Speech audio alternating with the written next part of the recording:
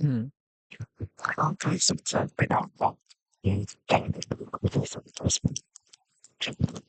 Hoy, hindi. Ayan. So, guys, hello, hello, and eto na nga. Actually, lang, gusto ko lang magkaroon ng parang podcast live, gano'n. Kailangan natin. Ayun, so, ano ba, gusto ko kasing, parang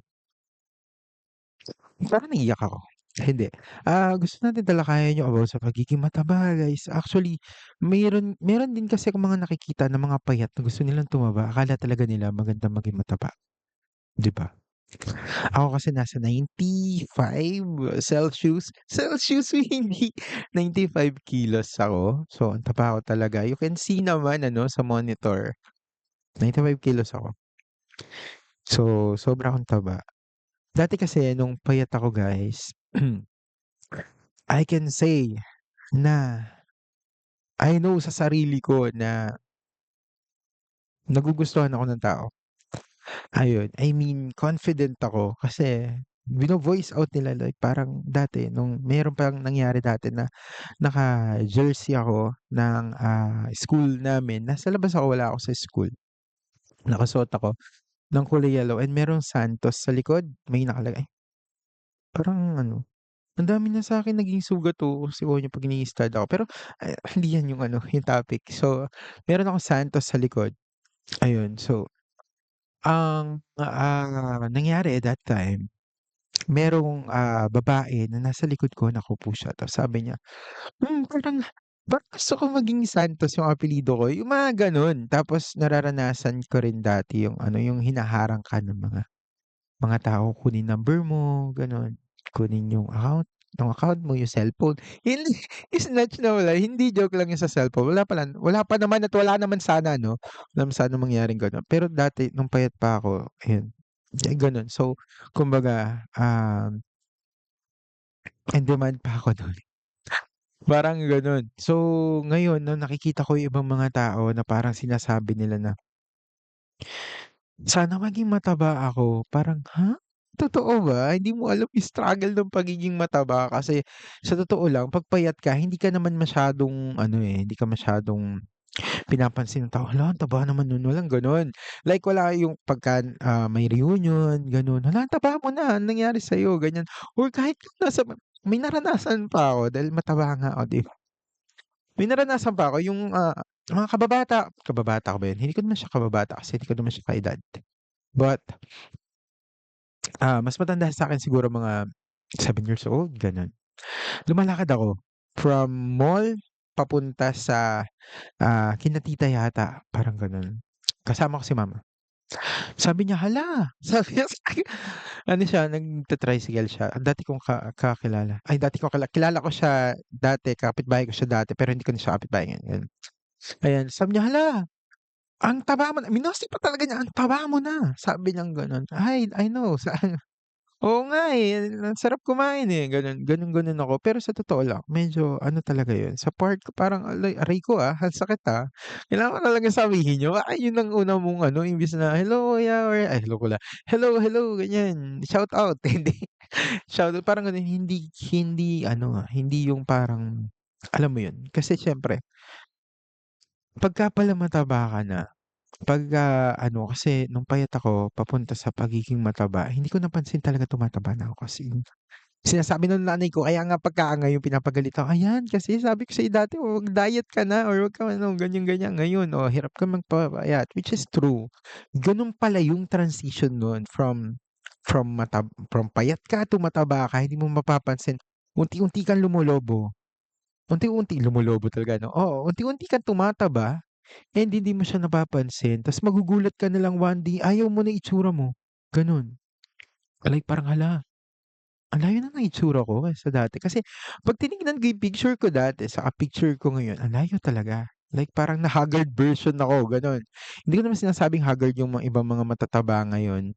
I mean, of course, ayan, meron talagang mga good looking talaga na as in 'pag tumaba sila good looking pa rin talaga sila. Like parang, "Oh, bagay din sa'yo mataba." Grabe naman, may gano'n. Pero yung perspective ko sa sarili ko, hindi sa iba, sa sarili ko naging ano ko, yung version na hindi ko gusto na maging.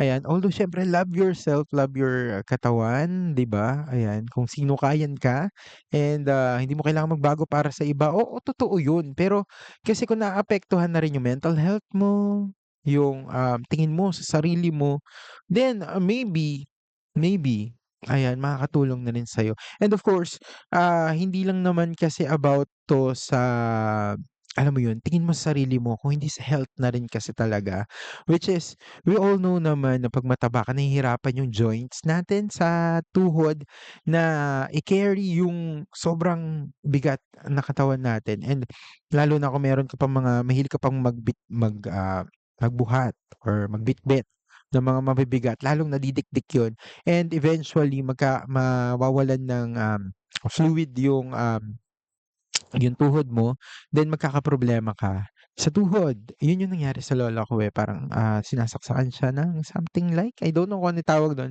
Pero yun, dahil daw sa bigat niya nakikiskisan na yung ano niya, then parang basta gano'n. Yun yung naging effect nung, pagiging mabigat niya. So, aware na ako dun. So, siyempre bukod pa sa diabetes, isa pa yan, yung diabetes or diabetes. Hindi.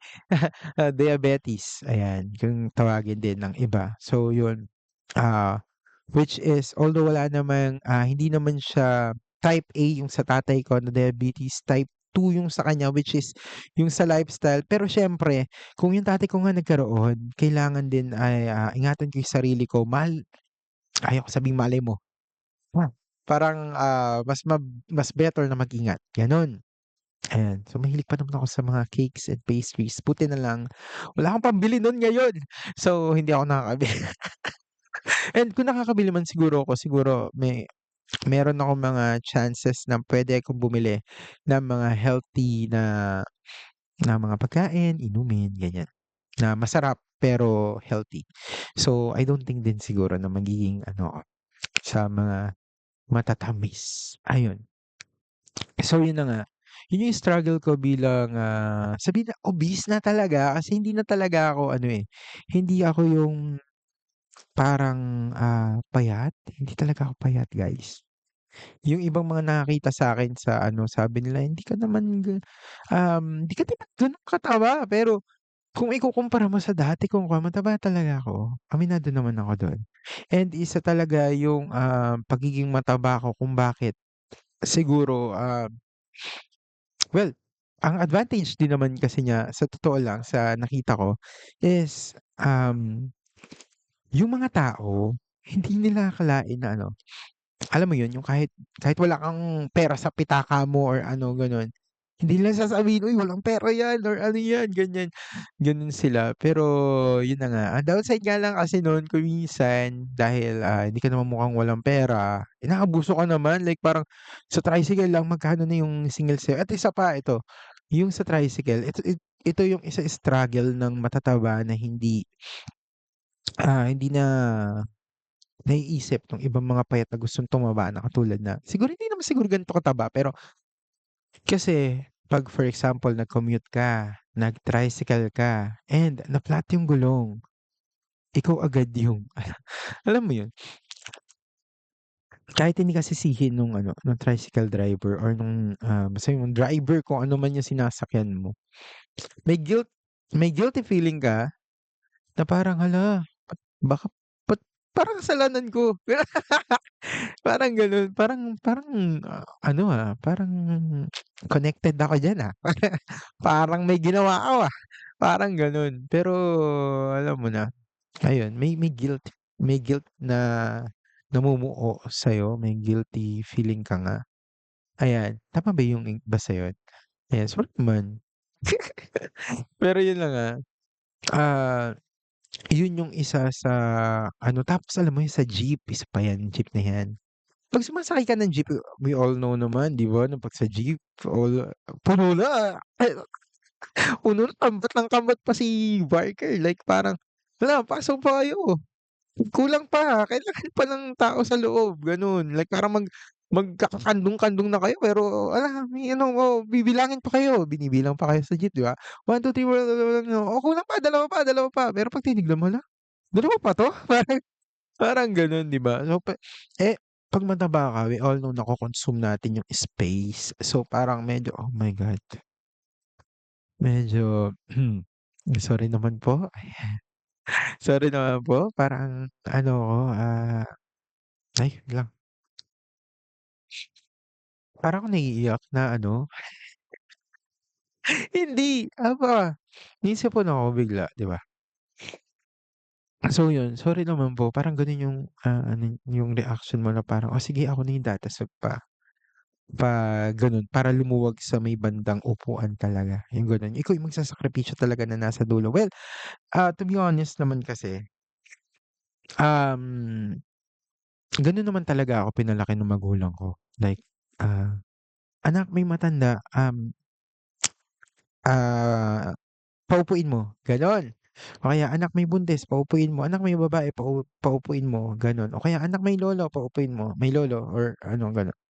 Regardless naman sa gender, basta hindi sila gano'n kalakasan or, hindi sila basta 'yun, kailangan nila ng, mas may comfort, gano'n.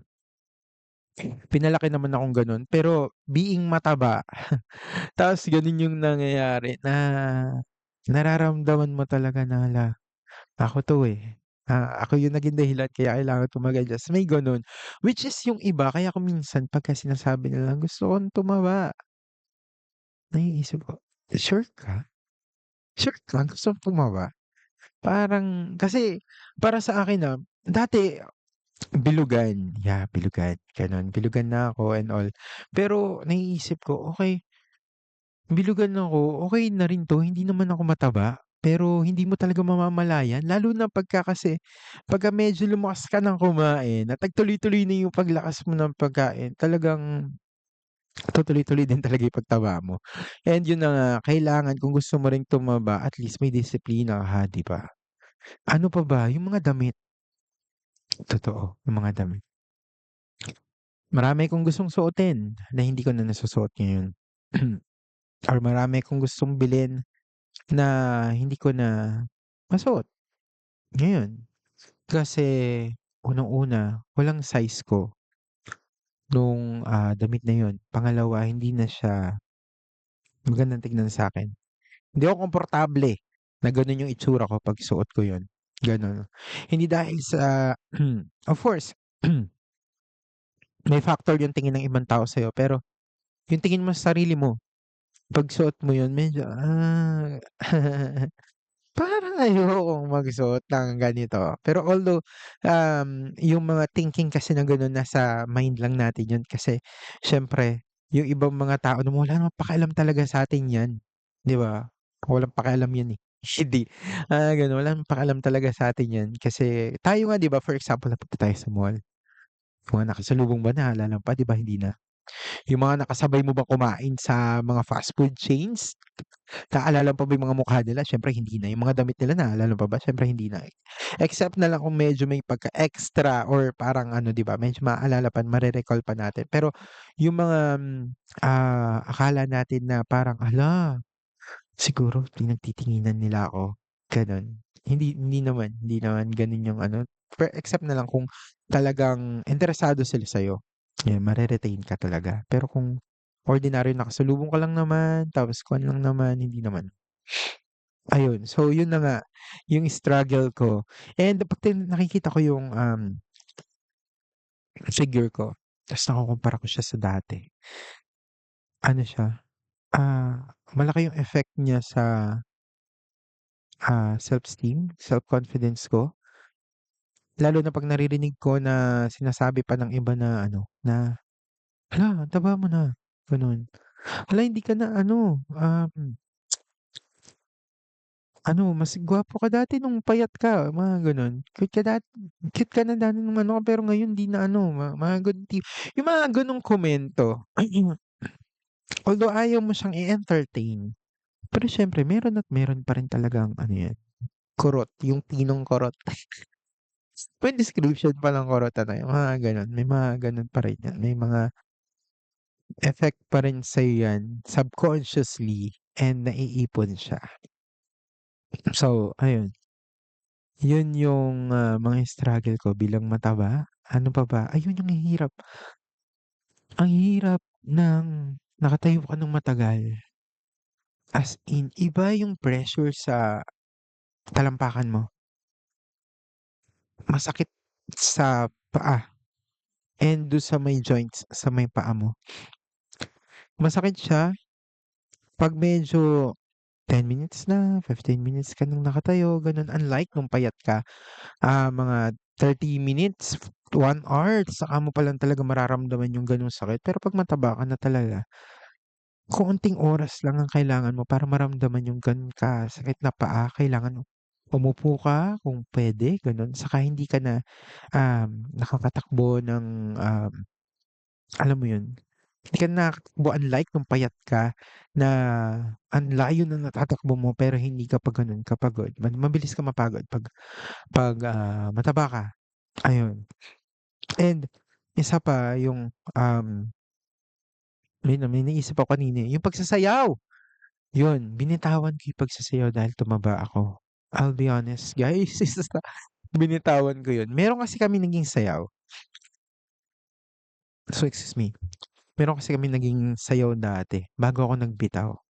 Mataba na ako nito, siguro nasa mga 84, mga gano'n siguro, 84, 85 kilos. Sumasayaw pa ako that time. Ano siya, may step kami na luluhod.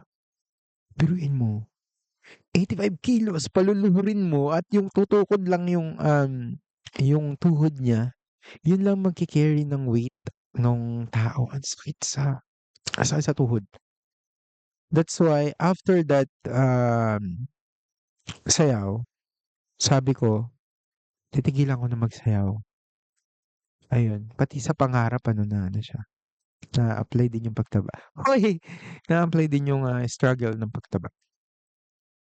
Tinigilan ko sumayaw kasi ano siya, parang nagkakaroon siya ng effect sa tuhod ko, sumasakit siya kasi siyempre biruin mo tutukod yung ano, yung tuhod mo, eh, hindi naman yun yung pang-ano mo, 'di ba, sa bigat mo, eh, ang bigat mo. That's why ang daming mga disadvantages talaga ng mataba and I think naging mas antukin ako nung mataba ako. Unlike noon na talagang sobrang alam mo yun, lagi kong gusto nasa mall, kasama ko si mama, naglalakad kami, ang tagal namin naglalakad. Ngayon medyo, okey, so lakad tayo pero, after a few minutes medyo, "Puwede po ba tayong umupo?" Gano'n na tayo, parang, "Puwede po ba tayong umupo? Upo na lang po tayo." Gano'n. Yun na yung struggle ko talaga kapagka sobrang taba mo na. And bukod pa yun sa siyempre we all know naman marami talagang mga tao na magsasabi or magja-judge sa'yo kahit di ka kilala, kahit yung nakita lang, "Hala, ang taba naman nun, oh." Ganyan, ganyan. We all know meron at meron pa rin na gano'n. Ay, grabe naman ang taba nun.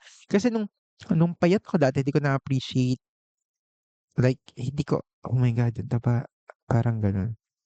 Pero hindi ko naman siya judge na parang katulad nung judge ako, no.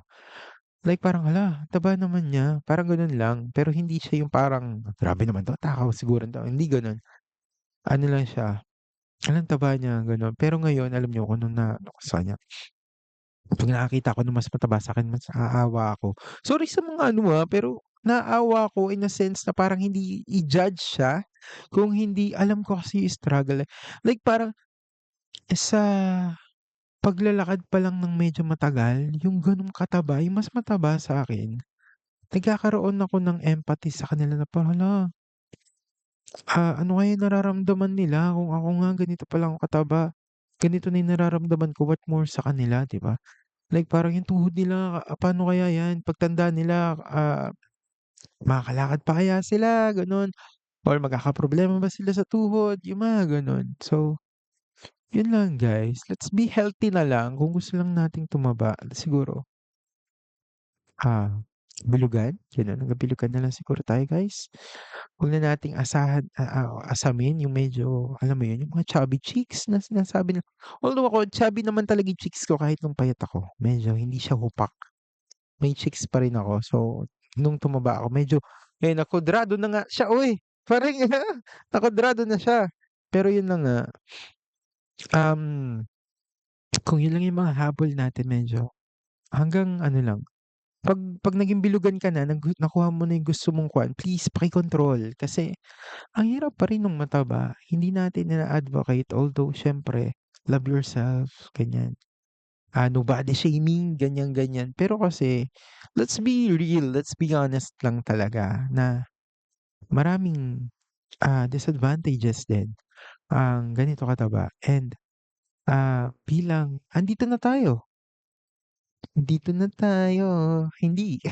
Bilang andito na tayo, mataba na tayo, ganito, ganyan. Ayaw natin na, maranasan ng iba yung nararanasan natin. So yun lang guys, yung ano ko, bakit ako nag-video nagagalit. Pero hanggang dito lang guys, medyo, ayun lang yung mga thoughts natin about sa pagiging mataba, nag-share lang ako. Yun lang guys, maraming salamat and God bless and see you again sa another vlog natin. Thank you and bye-bye.